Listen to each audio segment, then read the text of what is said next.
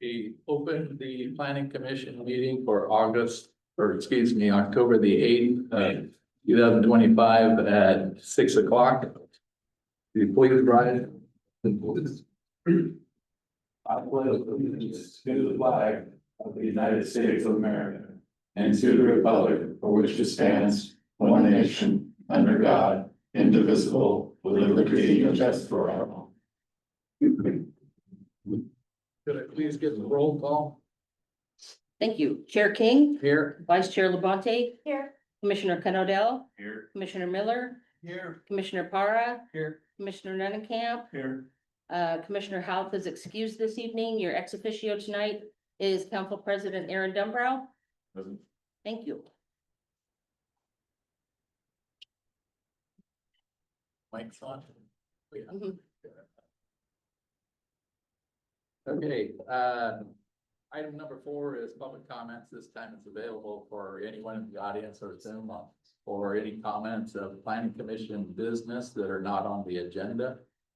Let the record show there's no one in attendance, anybody on Zoom. No one on Zoom. Record show, no public comments, no one on Zoom, or no comments. Move on to item number 5 is approval of the minutes for September the 10th.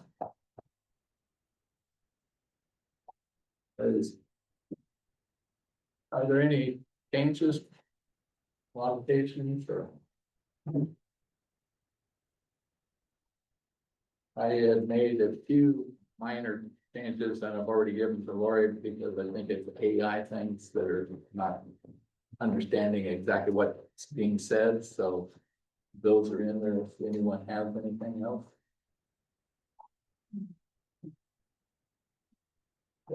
Those minor typos. Yeah. If not, with those modifications, I'll entertain a motion for approval. I move to approve the minutes of September 10th with the corrections that Stuart spoke of. I'll second. It's been moved by Commissioner Nunnekamp, seconded by Commissioner Labonte for approval of the September 10th minutes with minor corrections. All those in favor say aye. Aye. Those opposed? All right, I also want to state that I was very impressed with the minutes, that I thought they were well done. Thank you. For some reason, it just appeared to be a little better this time. The program that we're now using is Okay. really, we're very I happy was with going, it. oh yeah, that's all the stuff we said. Yeah, very happy with it so far, so. I approve. Thank you. I thought you just got better. Well, I'm getting better too. But, with a little assistance. Okay, we'll move on to item number 6 then is unfinished business, code update discussion. Staff, Okay. I'll let you. Good evening, commissioners. Last meeting, we discussed that you all were interested in considering the zoning and development code for some much needed updates. So I prepared a short presentation. We'll go over some of the priority themes that we received from you all, as well as some staff concerns and priorities. And then really just open up for you all to discuss. I'll also provide a little bit of background on the possible avenues to execute updates, given our current resources. That said, we received feedback from a few of the planning commissioners, and those concerns and priority areas centered around housing and mixed-use development. Most commonly mentioned was the NC Neighborhood Community Zone. We know that's been a concern with this body for a while. While the spirit of the zone is good, the execution is not as elegant as we would like, and not as specific as may be desired. The second area of concern was the residential zones, making sure their standards are as intended in those zones. And then the non-conforming uses and structures, we did run into a few cases this summer where the non-conforming uses and structures code is a little bit too black and white, and doesn't give us the discretion that we need in a small town all the time. And then lower down on the priorities list was the off-street parking and loading. Parking is always an area of hot debate when zoning and development codes. Everyone has different theories about what the right level of parking is, what the parking should look like. So that was something that came up expectedly. And then street standards, we do have a number of street development standards in the zoning and development code. These can be great for having our neighborhoods look streamlined and well done as we would desire. But there is some need for specificity, of course. All of our code could do with a little refinement. Even lower down was the commercial and industrial zones. We have very little commercial and industrial land left in North Plains right now. I believe the latest total was about 11 acres. So considering that, if there are any changes that can be made to optimize that small amount of land, that would be great. But making sure that we're supporting our business community is always a good priority. And then lastly, a few concerns about the sign standards. We did go through the sign standards last year. And did a pretty comprehensive update, but as with all things, there's always going to be a few things that slip through on that update and could use a little bit of a rehash. So those were all submitted by the planning commissioner? These were all items that were noted by planning commissioners. So besides the mixed use issues in the NC, what were the residential concerns? The residential concerns mostly stemmed from the standards in each zone and refining those.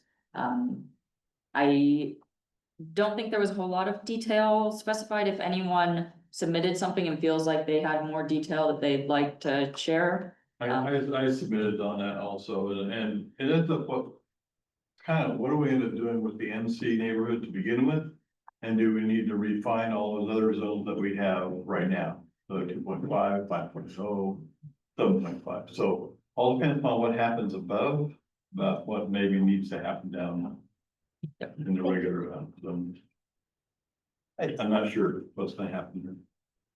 There may have been at some point some discussion around, do we have consistent wording and specificity for ADUs and separate structures on residential zones as well? I think you had brought up one time, hey, are we treating these equally? Are they different? Is there enough people to know what they have to do for a second structure? Yeah, it's always good to have continuity throughout our code, and it's something that staff has struggled with in the past, and making sure that all the zones say relatively the same thing in terms of standards language, and that they aren't contradictory with another subsection. Moving on to staff priority themes, our main concerns are the administration of the zoning and development code. So how we apply that for our land use applicants, and state law compliance. As you are all well aware, the state legislature has been in a flurry of activity over the past few years, passing different bills regulating land use and modulating the existing system. Keeping up with these, we're fortunate to be under 10,000 population. A large majority of that legislation doesn't apply to us at this time, but there are still things that do apply to us. A great instance that really, I know impacted this body and staff was the Bryn Hill Green Lights apartment application. We ended up being able to use only a small portion of our criteria for that application because of clear and objective review requirements. And that really narrowed down what this body was able to require. So the ability to go through the code and look at our residential zones, once again, for staff, the NC zone is right up there at the top of our concerns. Making sure that criteria in those zones, and our design review is all clear and objective where it applies to residential development, so that the standards that you all want to see applied can be applied. The last thing we want to see is another wave of applications come through and a majority of the standards that this body would like to apply being swept under the rug. After that, general application and review procedures. We have quite a few areas of our code that refer to the wrong staff member doing reviews, that The notice periods are either antiquated or extremely long, and that causes a bit of an undue burden on our applicants. There are cases where, if an applicant comes in at just the right time, they might be looking at 7-8 weeks before they can get in front of this body, just due to the noticing requirements. And that extended timeline, it's discouraging to applicants, they might decide to take their business elsewhere. And B, it's burdensome on staff because we have to have, under our land use system, the decision and appeals process wrapped up within 120 days. And if we're eating 8 weeks into that 120 days, that's not leaving much time for continued hearings or for appeals to be resolved. And that leaves us bargaining with applicants when we would like to wrap that up in that nice 120-day period. Is there specific language? Because I know we changed a lot of that in the last few years, changing it from specifically to city staff. Do you remember, Stuart? Yeah, we were working on it, that's for sure. Unless Sure. it's still in the edit form. That's a Okay. good question. Is there Um, a specific code? Specifically, you're looking at, the subsection application requirements and Just the review general. procedures. Oh. And throughout that section, there's areas that staff have been, somewhat kneecapped by, when it comes to handling applications. And is it something that has caused us to have some sort of catastrophic error, inability to review? No, but it does add complications to the application process, extend those timelines, and something that could be improved. Under that, we have the design review and conditional uses subsections. This really comes back to clear and objective as well as just code modernization. There's areas in both of those codes that apply to residential development. We want to make sure that those are clear and objective so that they can be applied. And then general zoning districts, as I've been previously mentioning, standardization of language so that the code is consistent and avoiding any contradictions. We have several areas, particularly when it is applied to commercial development, where there's a little bit more discretion applied, especially by this body, where the code is not super clear. Off-street parking and loading, as I've already said, there are 1,000,001 different interpretations of how parking could go. Our off-street parking and loading hasn't been significantly addressed. It was addressed a bit a few years ago with the downtown improvement plan. But there's always more work to do. The state has come out with more resources for this as well. So it's a prime time to look at off-street parking and loading. Non-conforming uses and structures, the aforementioned cases. Staff never likes having to tell someone that their project can't go forward on a technicality within the code. Especially when it's something that is non-obstructive to the neighborhood, it really isn't a problem.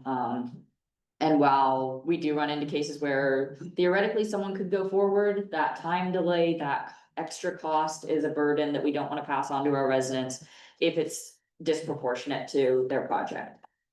And then lastly, our SNR, Significant Natural Resources Overlay District, much like our floodplain, is out of date. Our last Significant Natural Resources survey was in 2002. So that is a resource and a code that is very out of date and very restrictive. Fortunately, there hasn't been a ton of development recently in the significant natural resources zone. So no one has fallen, for lack of a better term, victim to this extremely restrictive code. But it's something that I think would be appropriate for this body to address and make sure that we're serving the best interests of the community with that code. Any questions? Let me ask you one question. Back to the non-conforming, I noticed that in the minutes, it said the city council had identified concerns about non-conforming uses of structured codes. So are these specific, or are we kind of piling this with our concerns too? So the non-conforming uses and structures has been identified by this body, by city council and by staff Okay. as an area of serious concern. Counselor, do you have anything to add? I was gonna add, or just give context, it came up in terms of the solar where the garage was, the code changed after the building had been done. And it was, what that led to was, I was trying to understand natural growing about it, and our intent as council was to have planning commission decide, is this something that needs to be fixed? Cause it seemed like it was generating a lot of churn with staff and the public comments, so we wanted to make sure that you had an opportunity to look at it and decide what you thought was best. That was basically the whole thought process, was just making sure that we're doing our due diligence and not overburdening staff or Right, the public. okay, thank you. I would also say I've had multiple people come to me on this particular topic. The public come to me as a commissioner, say, About specifically non-conforming uses. specifically about whatever. Oh, that's particular. Non-conforming use specifically regarding garage and setback Okay. and grandfathered or not grandfathered, and I think the opinion was our hands were kind of tied. We'd like to untie our hands.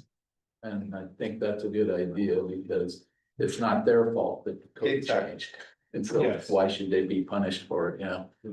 And we just wanted you to look at it and give an opinion, cause that was kind of the best practice based on the conversation we had. Also, I mean, there's a couple of things too that I know one of the city councilors brought up. Was the idea of limiting the size of apartment complexes.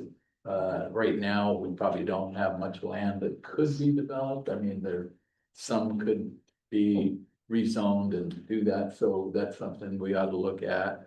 Also, I think we need to relook at the marijuana and other types of things, because obviously seemed like a big outcry about not wanting it to happen. And you know, I know at the time I was on the planning commission, when the city said they wanted to allow it, but make it difficult. Which I thought we did a good job of, but there was almost a loophole that went through it, so if things have changed, from my understanding at the time was that the city council wanted the chance for the revenue, but didn't really want the facility, but they wanted the opportunity to be there, because from what I understood at the time, you either had to opt in or opt out. So I'll speak for myself as one of the counselors, so please don't take this as everybody's opinion. Right. I think what I would like is advice, because this is your area of expertise. We'd like for you to tell us, and we can debate the whole, you know, if we want it or not. But what are we, is this something we're gonna lose revenue? Do we wanna do, you know, keep it difficult, if I can say that, or do we want, you know, basically, Or eliminate it. Or eliminate it. Yeah, and on the apartment complex thing, I think also some of that was, as we look at the stuff we'll get to later, sorry, the DLCD grants and things like that, where we look at what might happen in the future, making sure that the code is written in such a way that it's clear and, what's the term, clear and objective. thank you, that, sorry, that's what I was trying to get to. Make sure that it's clear and objective, so that planning commission and city council have something to hold on to as we move forward with any expansions, just to make sure that there's no ambiguity. And also so that staff can not be churning all the time and trying to figure out what to do. Yes, I can only imagine. Okay. The one thing on the sign code, I hate to say I brought that up. Did you? But I did, Oh, because it was brought up to me. Someone was from the Chamber of Commerce was asking about signage on the sides of the strip mall buildings off of Pacific. And our code says that they can't be no wall or rear signs, adjacent to or across the street from a residential zone. And, the sides of those on, at least, the side on Pacific is across from residential zone because it's still on the other side of 309th. And then on the far side, the building facing toward the Chevron is adjacent to residential from behind. So, I just thought that, you know, that was in the code. I don't know specifically. I can understand you not wanting to see neon signs, but maybe a consideration of signs that aren't lit or something like that, because obviously businesses need to be identified. And so I thought that would be something we might want to at least relook at. And, you know, the other thing to just consider, I don't know what exactly what it says in the C one, but in the C2, 309th happens, you know, that block between 309th and Glencoe is a commercial block, but yet we say you can't have signage adjacent to a residential. Now, fortunately, everything is built, you know, with its back to 309th, so we probably really don't have that problem, but that's a consideration that, you know, should relook at and just see if there's way to help people try to advertise if we can. So that's why I brought that up. It's a good point, Chair. Okay. So moving on to a little bit of the how instead of the why. We have a few tools in our toolbox as far as getting code updates done. And I want to start off with the acknowledgement that code is our most important resource in planning. That is what I rely on a daily basis to do the work that this city has appointed for me to do. However, updating codes and making sure that they are consistent, non-contradictory, unambiguous, objective, clear, whatever the state wants to call it, is labor intensive, extremely so. With that in mind, we have a few different approaches. Grant funded approaches, which you'll hear later in this meeting as well. Great approach because it costs us very little most of the time. In some cases, it costs us nothing but staff time to help manage consultants. That said, it's dependent on funding opportunities. Luckily in Oregon with the land use planning program being as robust as it is, these funding opportunities do come up pretty often. And there's several different ways for us to get funded, whether that be through DLCD, TGM, or other state programs. There can be a longer timeline. Usually these are consultant run. There's administration time, but the greatest benefit is that staff isn't actively working on code updates for that entire duration. Results are going to be more consistent than what we have now, but if you have to piece it up between multiple grants, there is the worry that the results could be a little less consistent, just because you have multiple different teams working on it. The second approach would be city funded, and that is going to be an approach that's very much so limited by the city budget and the available staff time. So the planning budget is quite small at the moment. I believe you're all aware of that with the staffing cuts that we experienced this summer. And my time is limited as I'm the only current planner and long range planner. Of course, we have our lovely consultants at 3J who do us a ton of work. And they're great, but we are on limited staff time. That said, the timeline on updates would vary. If we aren't very busy with current planning and other long range projects, you'll see an increase in the speed at which code is developed. If we get a big influx of land use applications, that could come to a halt pretty quickly.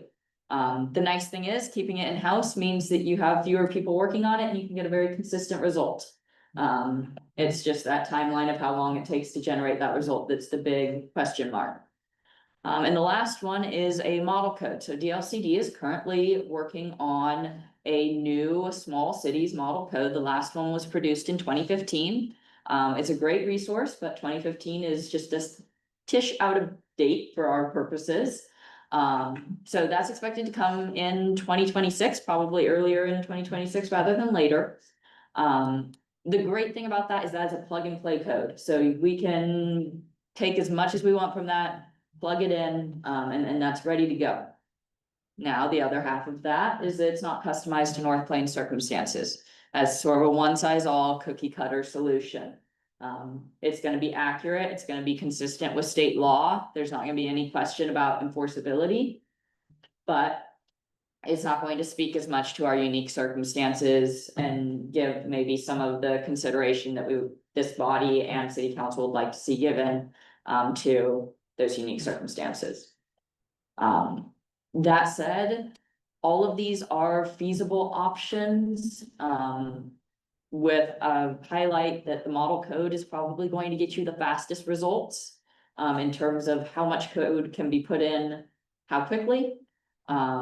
Grant funded is going to be the least burdensome. Because it takes a lot of the work out of the hands of staff. And the city funded route is going to probably give you the most consistency. But at the cost of being a more significant financial burden and taking more time. Does anybody have any questions about potential funding routes and avenues to get code updates accomplished? Go. Well, there's a fourth option, where we have our small committees get together, committee, I should say, so that we don't violate any, public meeting laws. You know, and taking a stab at it, and we've done this before, I know, Doug was on the committee, I don't know, remember if you were part of it as well, Lonnie? When we did, Part of we a few committees, but broke out and had, a small committee who basically did all the edits and then came back to the group, in work sessions to finalize it. And then staff took it and ran for the hearing. I mean, I don't know, I'm very open to that, especially at a much faster timeline than, these are looking. And just to add to that. As we know, the things that are more priority, we don't expect to, I don't think, to redo a whole code, and especially new stuff for expansion areas if they come. But, you know, to clean up some things and to address some things that are more highly prioritized and, you know, so that we can at least get some things done faster, because I know a lot of these things are gonna drag out 2-3 years. And we would like to see some things done sooner, so I think small committee, as Commissioner Labonte mentioned, to determine what we find is the priorities and make suggestions to bring back to the body, and then to work with staff on trying to get that through to the city council as a recommendation, so. Yeah, I would definitely say that's something we can, you know, as part of the city route, having you all put sort of the first blow at it. And doing a bit of prioritization, subcommittees, as you mentioned, are a great tool. Yeah, Commissioner Labonte said she wasn't gonna charge very much. yeah, concerns about the expansion happening without doing some of those things. Because with the last expansion that was shoved down our throat, when the governor made the decision for the other expansions, that's why the NC zone is here. We were forced into kind of having to come up with something really quick and fast, and it really isn't the best solution, so don't want to be stuck in that position again for the city of North Plains to have to do that. So I think it's really important that we get on some of those really important aspects of it, and some of that stuff needs to be done, but isn't as important for the expansion part of it.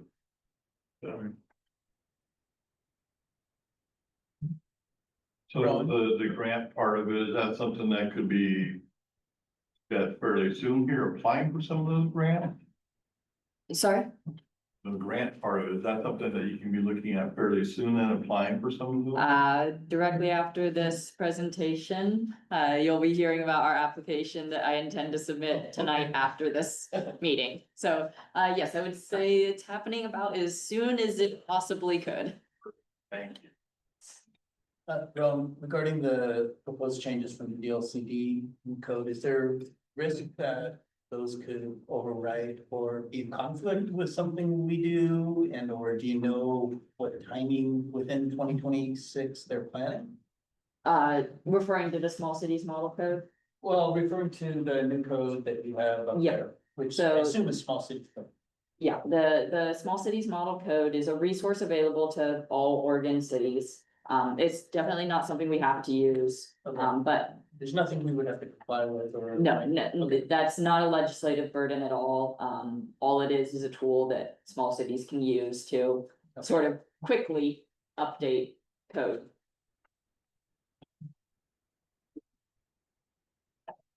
So as far as the subcommittee, I mean, I know, Commissioner Labonte wants to lead the subcommittee because she has the most. Thank you, Heather. She has the most documentation on the changes that she was making. Yes. Committee of one. Well, let's put it this way, until you get your committee and then pick who's the chair of that committee. Then I would take any, if anyone's interested in doing that, I'd like them to let us know, Commissioner Labonte or myself.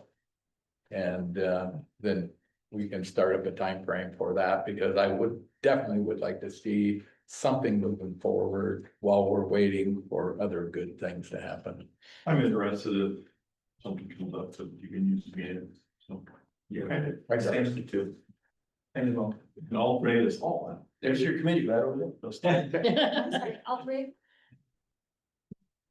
That's Yeah. two votes. Yeah, the subcommittee has to be limited to 3 people. Only three? Yeah, Or 12? 4 is a quorum. Four is a quorum. Who's your alternate? Whatever you guys want to do is fine, so. Okay, sorry. Okay, that is all I have as far as this presentation goes. It sounds like we have some great energy for a subcommittee to start looking at your most pressing priorities and getting some edits going. As we move forward with other projects, I will make sure that this topic shows up in your meetings regularly and keep you all updated on our progress and our approach.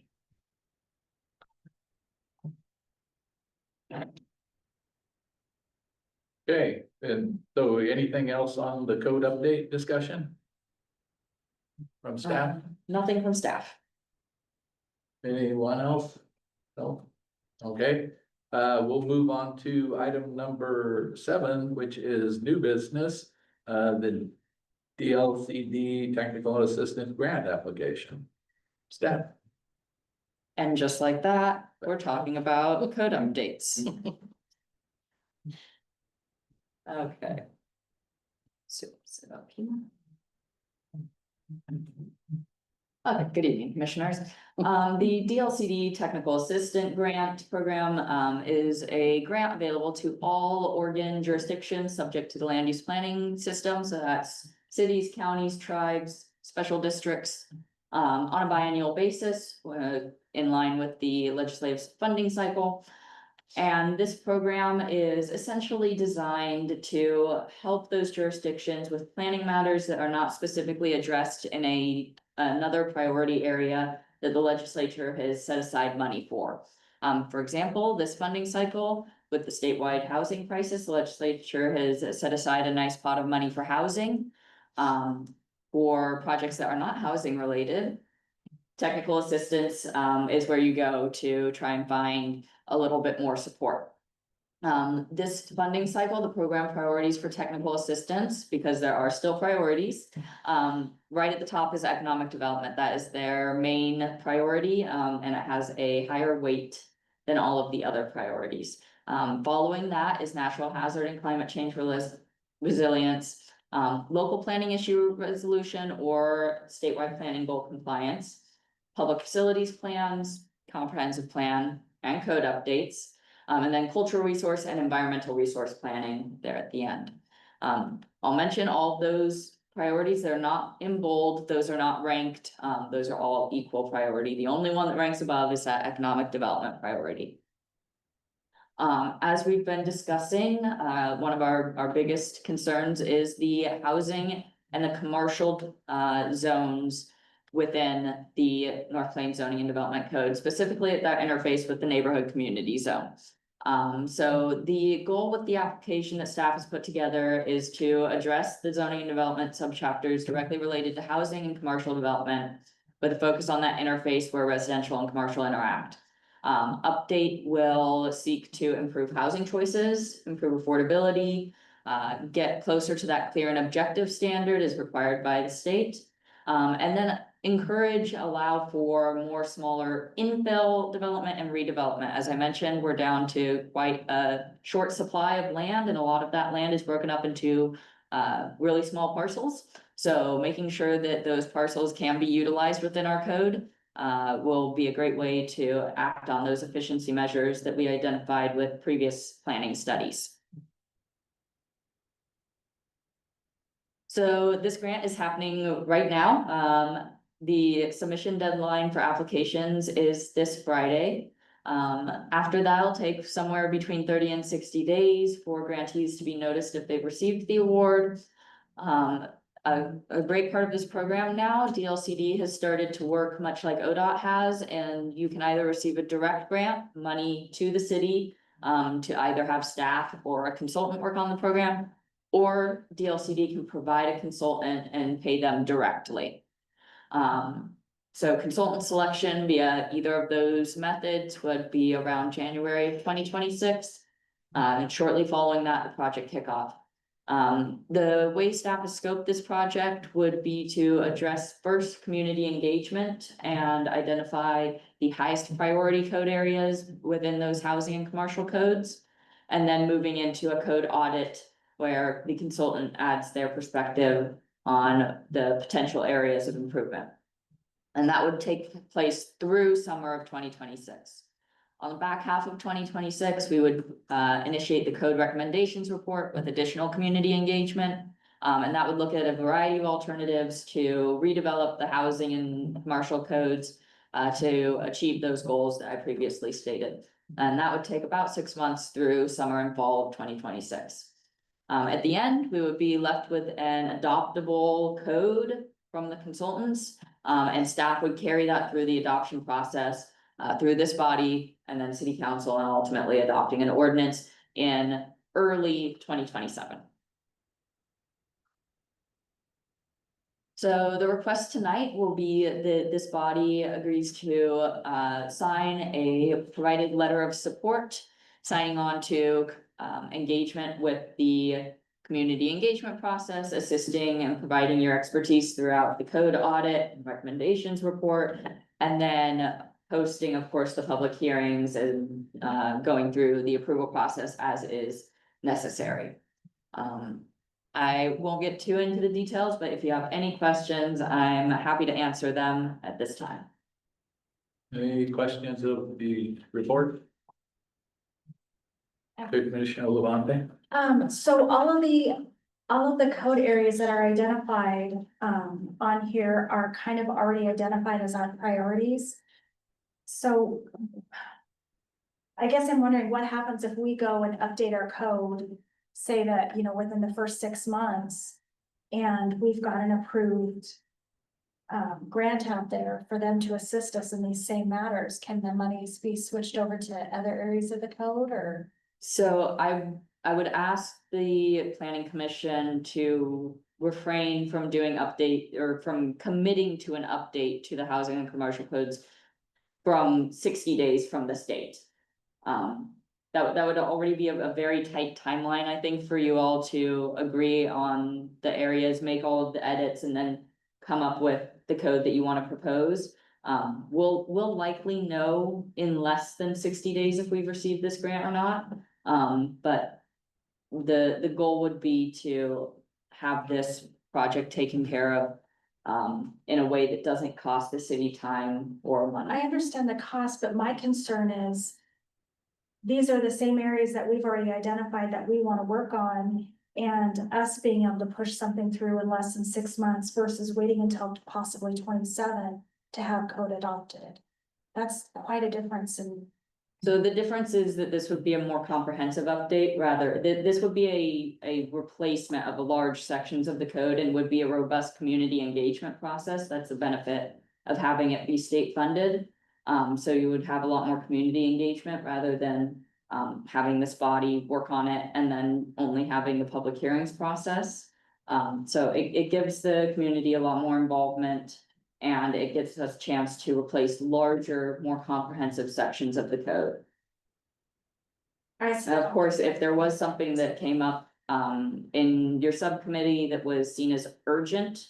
And really needed to be addressed, there is 100% the ability of staff to carry through a quick fix code amendment.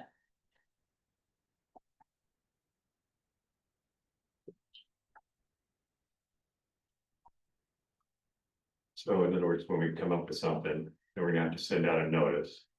Public and have a public meeting so that they can weigh in on everything. So the time frame is gonna be substantially longer.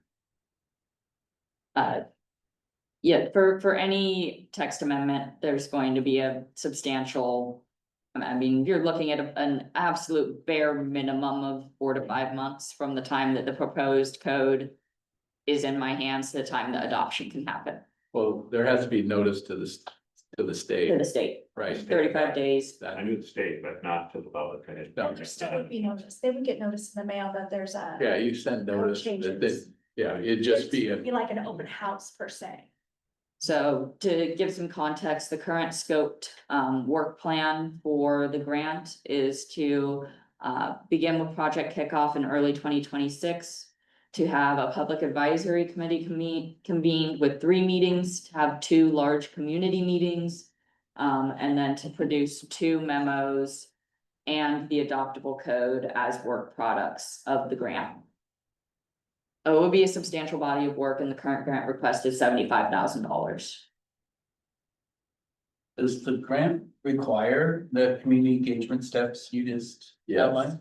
Community engagement is best practices, and it would be extremely unlikely that a grant would be selected without providing community engagement.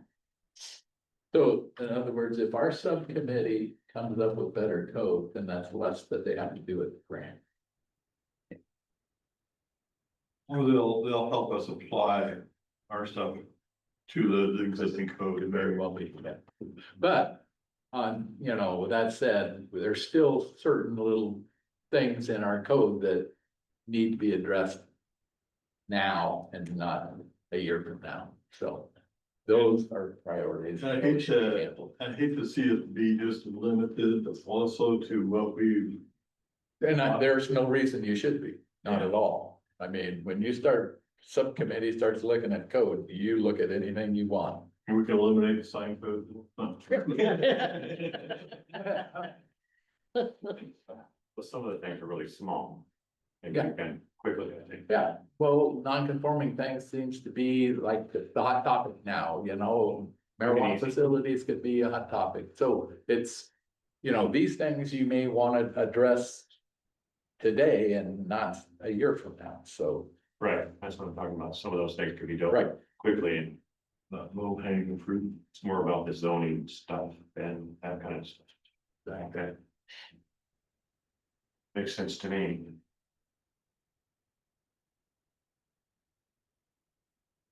hey, did you have anything else on the? I do not have anything to add at this System. point. I believe the decision is up to the planning commission on your support. Okay. Is there a consensus of the planning commission to support the grant for the technical assistance grant application? Commissioner Parra? Yes. Commissioner Donahue? Yes. Commissioner Condon? Yeah.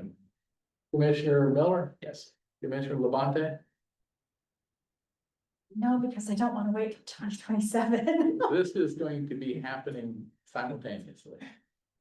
I agree with that comment. Actually, you'll be way ahead of them, I should say.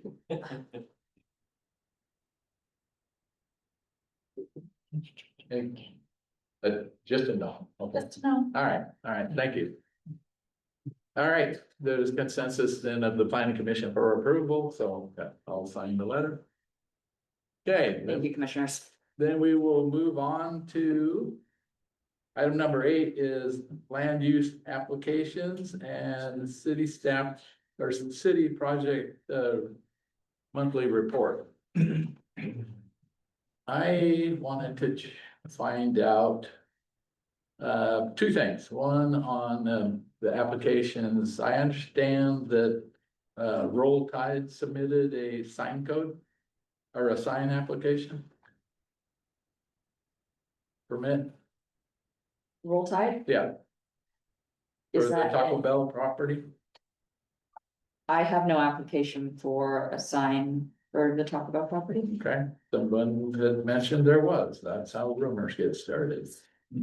So I just didn't see it on here and I had heard that there was and that. No, we have received no sign, Okay. sign permit application for that Somebody property. said it had already gone to Washington County, so I just. Oh, was surprised. That was the ongoing, travel information services sign, located in the right of way of Glencoe Road, I believe. Yep, that it's not located on the Taco Bell property. Okay, that's where the confusion was. Thank you. The other thing is I wanted to follow up on was the North Plains Food Bank. It says the application was received on August the 28th. Has it been deemed complete? It has now been deemed complete, Okay. and, actually, public notice was mailed out today. All right, great, thank you. Any other questions? Actually, just kind of clarification, because last month you told us that you hadn't received any application on that, On the North Plains Food Bank? on the food bank.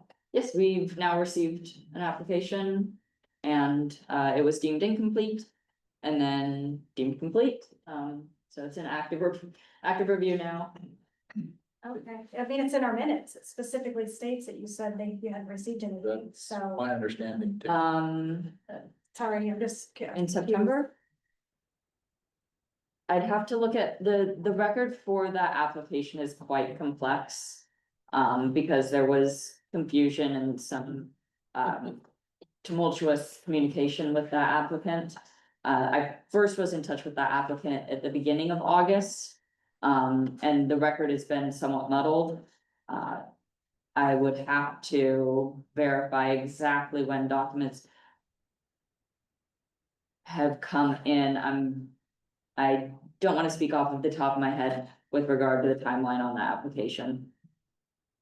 And then our minutes may be incorrect. I don't know. I've heard it was I- completed, then it wasn't completed, then it was completed, so that's why I was asking. I can confidently say as of today, it is complete and notice has been mailed. That's good enough. Okay, any other questions, comments on the applications or building permits or the 3J report?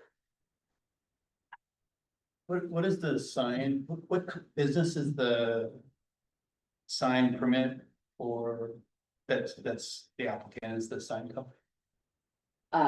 So the. It's look, KPSB one, yeah, That's on West Union, what is that? It's a city. us. Public Yeah, that's- That's one of my, okay, Yeah, KPSB, Kendall Public Services Building, that's our sign. we'll have to review that in detail. Hopefully one day we will have a sign out to that building. Okay, anything else on that? Hearing none, we'll move on to item number 9 is the planning commission comments. There any planning commission comment? Hearing none. I just wanted a question with staff. One thing I brought up was codification of our code when we do updates. My understanding is that that doesn't happen very often because of expenses. Yeah, normally we send them in, twice a year based on June and December. Okay. But we can, when they're critical, we can send them in more often. In fact, I just sent some, in fact, I just talked to the company that does them, and they said, go ahead and send them in, talk to me and explain the situation, and they'll work with us on that. My concern, of course, on that is that if we make some changes and that they aren't on our website, then Yes. people are going, well, that's not what it says on your Yes. website. So I'm just wondering if there's maybe some disclaimer saying, you know, codes may have changed and Right. not been codified. Yes. Something. And the ordinances and all that information, that gets put on the website, but on the actual codification is not updated at the same time. So I will work with them to see if we can get that. I think we can add a disclaimer to the website on the code page that links to it. Yeah. Just, this is when Effective updates to of the that date digital. or Right. something. Yeah, because they do have their legal team go through it all. It's not, you know, they don't just take our word for it. It does take a little time for them to go through the I'll process. So, also mention that whenever we have an applicant come in concerning a code that I know is maybe on the borderline or hasn't been updated, I always provide the direct ordinance Good. for them to reference that. All right, thank you. All right, so we'll move on to item number 10 is city council comments. Councilor Dumbrowne. Yeah, I think I made most of them in line, but we do appreciate planning commission, looking at the code. That's been a sore subject for, I think, everyone. So we're very grateful, that planning commission's working on that, so expeditiously. And, the main thing is just to make sure that we're supporting that, you know, in any way that we can. So we're very excited to see this, go forward, because I think that will also, from my perspective, that will make conversations about future stuff a lot easier once we have a clear and objective code, so we don't get ourselves into trouble again. I think that's, I'll just speak for myself, I think that's a big concern about our future plans, is just making sure that we have the right, give planning commission the ability to say yes or no to things that are best for the city, I guess I'm trying to say. That was all, but thank you, we're very thankful. Okay, thank you. Anything from the planning commission to the city council? No. Thank you. Move on to item number 11 is staff comments. Just a few things this evening, commissioners. On Monday evening, the city council approved a resolution that will reallocate contingency funds in the TGM concept planning grant from a large community meeting to several small community meetings, to try and enhance our community engagement efforts and get better pulse for what the residents are currently feeling on concept planning and UGB expansion. You can expect meetings to begin in fall, winter this year. And then we already touched on the type 2 design review of the North Plains Food Bank. We are happy to have that application complete. We have an ADU application that recently came in, located on 314th Street. So we'll be getting a little expansion of our housing options in that neighborhood. And then recently we had a pre-application conference with the consultant for representing Space Age Fuels. They are looking to expand their operation with a new fuel island, and dedicate one island to truck service and one item to auto service. There's some significant concerns regarding the highway interchange being located very close by, and access to that site. So the city, county, and state have all requested that the applicant submit a traffic study prior to submitting a full application, so that all of our agencies can get together and decide what would be the best management option for that location. As well as concerns about the road suitability, pavement suitability there on Northwest Highland Court for heavy truck traffic.